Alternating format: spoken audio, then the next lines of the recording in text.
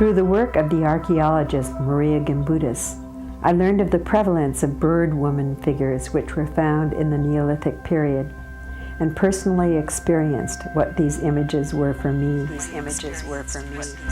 They represented freedom, mobility, direction.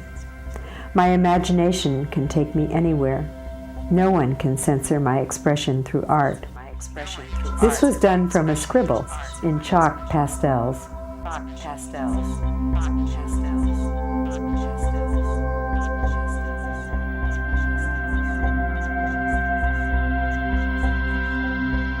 The following images are from a Japanese fold-out notebook done in the early 70s.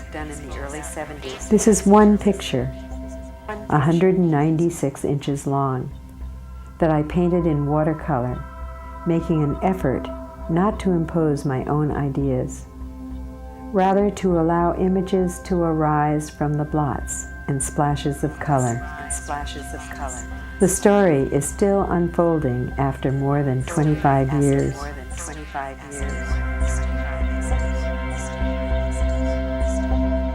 The first page reads, "A woman staring wistfully into the past, held in its fogs, not yet ready to turn around to face her energy, her power."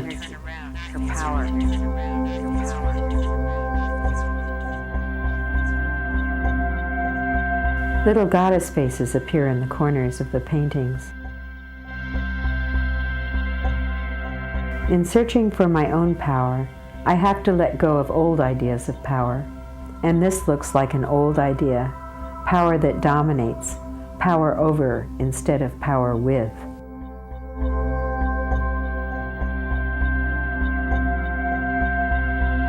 This moves into a phallus full of feminine shapes. She is contained in him, and he has the power. Even the power to give birth. Several years later, a friend who was doing her dissertation on Aphrodite told me that in one version of the myth, Aphrodite was born out of the severed genitals of Uranus, which were thrown into the sea.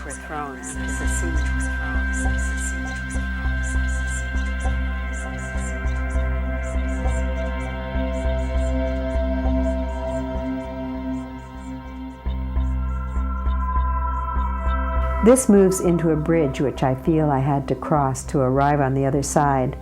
I had the sense of a war zone. I see the bridge as sexual wounding, which must be recognized and healed before being at one with self and nature.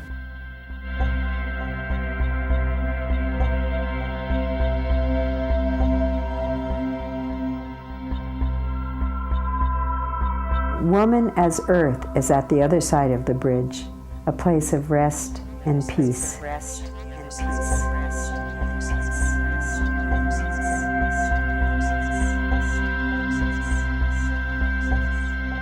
This is one of the few paintings done on location, a stream in the Sierra foothills.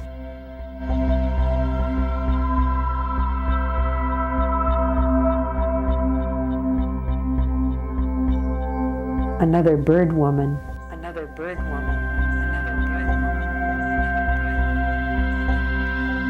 In the image of the eye in the beginning of the book, power was other, cold and cruel.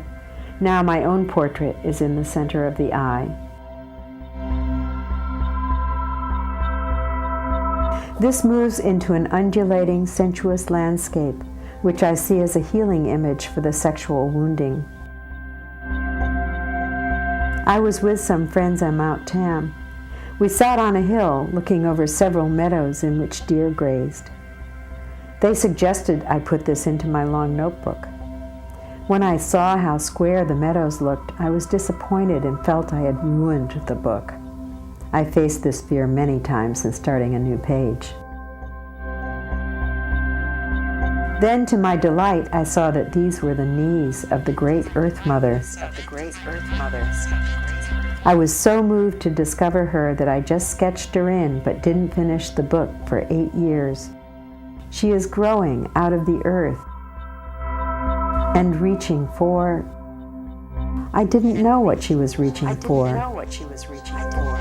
Then I fleshed in her body and saw that she was reaching for a rose in the sky. the rose being an age-old symbol for the goddess.